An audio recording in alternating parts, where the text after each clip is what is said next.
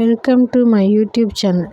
இந்த வீடியோவில் நம்ம என்ன பார்க்க போகிறோம்னா, பொட்டுக்குள்ள நன்மைகளை பற்றி பார்க்க போகிறோம். அதுக்கு முன்னாடி இந்த வீடியோ யார் ஸ்பான்சர் பண்ணுறாங்கன்னா, பைமோட் அப்ளிகேஷன். இந்த பைமோட் அப்ளிகேஷனில் நம்ம வீட்டுக்கு தேவையான மளிகை பொருட்கள் அனைத்தும் வாங்கிக்கலாங்க. சரிங்களா?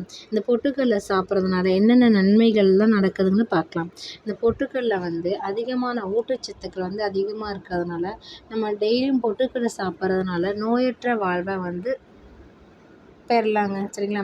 இந்த பொட்டுக்கடலை புரதம், நார்ச்சத்து அதுக்கப்புறம் இதில் அதிகமாக இருக்கிறதுனால இது பொட்டுக்கடலையை நம்ம டெய்லி சாப்பிட்டா உடம்புக்கு நல்ல நன்மைகள் தான் நடக்குது. சரிங்களா? இந்த பொட்டுக்கடலை எப்படிலாம் சாப்பிட்லான்னா, கடலை மிட்டாய் மாதிரி செஞ்சு சாப்பிட்லாம். இந்த பொட்டுக்கடலை சாப்பிட்றதுனால நம்ம உடம்புக்கு எலும்பெல்லாம் கடினமாகுது, அதாவது வலுவாக இருக்குதுங்க. சரிங்களா? அது மட்டும் இல்லாமல் நம்மளோட இதய ஆரோக்கியத்துக்கும் இது இந்த பொட்டுக்கடலை ரொம்ப ரொம்ப நன்மை தருது. அதுக்கப்புறம் இல்லாமல் உடல் எடையை குறைக்கணும்னு நினைக்கிறவங்க இந்த பொட்டுக்கடலையை அடிக்கடி சாப்பிட்லாம். அதுக்கப்புறம் ரத்த சோகை நோயை குணப்படுத்துதுங்க இந்த பொட்டுக்கடலை.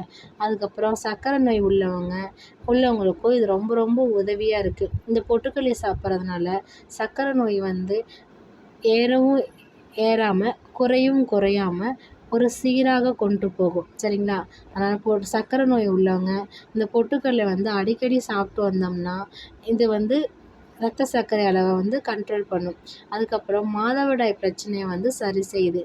பொட்டுக்கடலையில் உள்ள சத்துக்கள் மாதவிடாய் தொடர்பான எல்லா பிரச்சனையும் சரி பண்ணுது. அதுக்கப்புறம் என்ன பண்ணால் இந்த கூந்தல் பிரச்சனையை சரி பண்ணுதுங்க.